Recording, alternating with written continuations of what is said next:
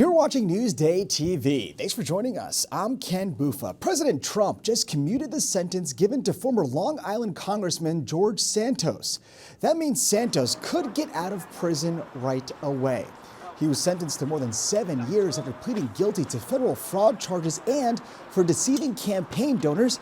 That's after he was expelled from Congress. And a teacher from Islip has been arrested for allegedly asking for indecent photos from a minor. 37-year-old Mark Veretti is scheduled to be arraigned tomorrow. Authorities say he was communicating with what he thought was a 13-year-old girl in an online chat. Turns out it was an adult. Veretti had been working at an elementary school in the Shoreham-Wading River district. He was suspended, and police say there's no evidence yet that any student was a victim. And a Plainview woman is facing manslaughter and drug driving charges. Now, in August, authorities say 41-year-old Cassandra Panetta was high on drugs when she drove through a red light in East Meadow and hit another car. A 55-year-old man was killed and 2 other people were hurt. And only in Newsday, the Suffolk Board of Elections says it will stop supplying voting machines to towns, villages, as well as school and fire districts. Now, this comes after the board signed a nearly $32 million contract in August to buy new touchscreen voting machines to use in 2026. And one student in Nassau got an early Halloween surprise. Christopher Giuliano's dad picked him up in, you guessed it, the Batmobile. He picked him up at Gardiner Avenue Elementary School during the school's Halloween fair. We saw the movie Batman, and he wanted the Batmobile. And he said, "Can you get me the Batmobile?" I said, "Anthony, I can't. That's impossible." Yes, it is possible. So let's take a quick look at tomorrow's weather to see if it's Batmobile driving weather. And it looks like it will be. Temps will be in the 60s. There'll be clouds overhead. Of course, we'll have your 7-day forecast for you later in the broadcast. First in Newsday, state GOP leaders disbanded the New York State Young Republicans group following offensive text messages allegedly made by some of the members. Newsday's Albany bureau chief has more. They voted to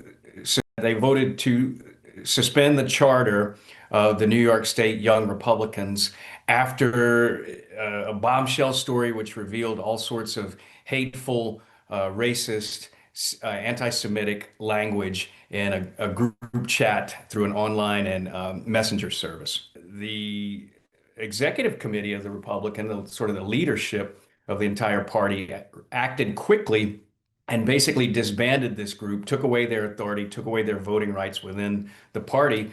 I think because they said that they were disgusted by the language. The language had no role in the party, and that these people shouldn't have any kind of position of public service whatsoever. A Young Republicans group can be reformed at a later date. I think that's what Republican leaders are planning on doing, but with a whole different group of young leaders to take over. Early voting starts a week from tomorrow. The biggest race on the ticket is for Nassau County Executive. Newsday's Doug Gee takes a look at the candidates and what they're promising to do. What's going on, guys? With just a few weeks left to campaign, the candidates for Nassau County Executive are making their final case to voters. Newsday sat down with both the Republican incumbent, Bruce Blakeman, and his Democratic challenger, County Legislator Seth Koslow. We spoke to both about their plans and what they tout as their achievements. And we're the safest county in America. I've hired 600 law enforcement officers in the last 3 years. I canceled a $150 million tax increase by my predecessor, and I haven't raised taxes a penny in the last 4 years. He hasn't increased taxes, but he's increased all the other fees, which makes it more expensive to live here. Koslow from Merrick is serving his first term in the legislature. My vision for Nassau County is a vision of safety, security, infrastructure that is safe for us. I've seen too many people who have children that can't live here after college. They're afraid to move back here because it's so expensive. We have to have a plan in place so that our children and their children can live here and grow here and work here. Koslow also criticizes Blakeman's decision to have Nassau County partner with federal immigration and customs officials. That includes reserving 50 cells at the county jail for detainees. ICE doesn't need our resources. We don't have to give them our officers, our detectives, or any of our resources. They can do their job because they're fully funded. We don't have to have that agreement. Blakeman defends the move. My opponent's on the wrong side of that issue. The vast majority of the electorate in Nassau County loves the agreement that we made in ICE. A staunch supporter of Donald Trump, Blakeman is also considered a contender for the GOP nomination in next year's gubernatorial race. Blakeman says it's not something he's thinking about, but also not ruling out. I think that anybody that closes the door on a potential opportunity is very foolish. But really, my focus is completely on being the best county executive I can be. Bruce Blakeman lives day to day and job to job. He's looking to go to his next job. My plan is simple. I want to look for the future. I'm not looking for my next position. And as we head toward Election Day, there are lots of national issues that are impacting people here in Nassau County. It remains to be seen what, if any, kind of effect that will have on the outcome of this race. In Mineola, Doug Geed for Newsday TV.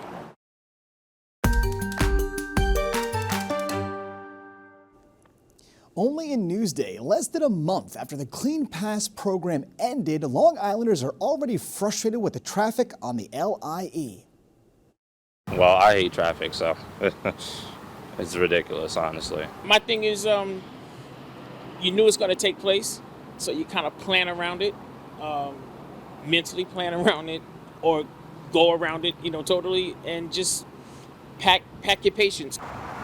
Now, some drivers want electric vehicles back in the HOV lane. Newsday Deputy Editor David Schwartz tells us what's being done to make that happen. Some drivers have started letter writing campaigns to federal officials saying they want to renew or restart this Clean Pass program. There have been 2 bills filed federally. Another bill filed at the state legislature trying to get this restarted. We have a federal shutdown right now, obviously, so bills at that level are not going to go anywhere, and the state legislature doesn't really meet until January, so for now it looks like it's status quo.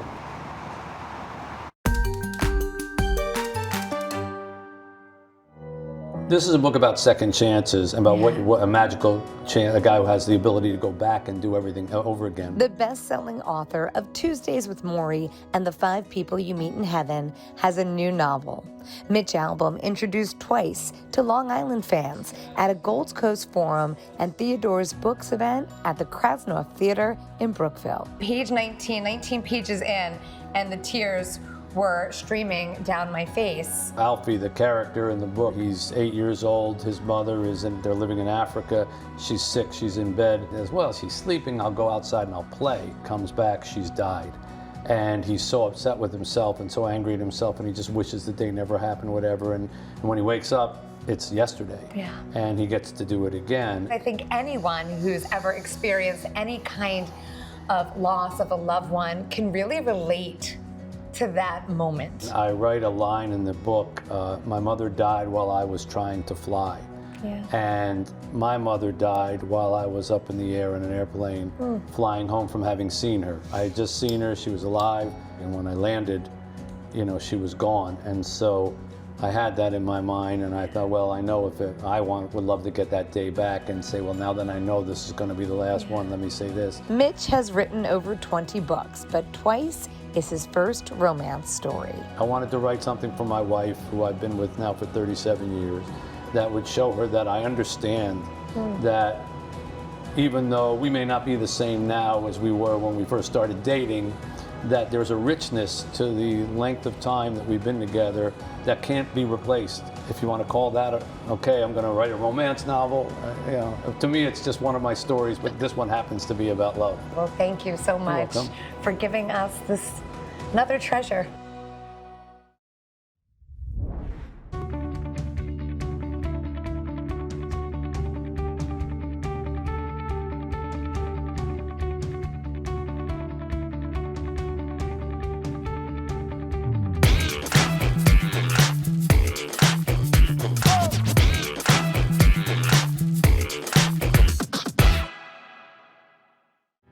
How do you know it's ready? Oh! It's really ready when it falls off.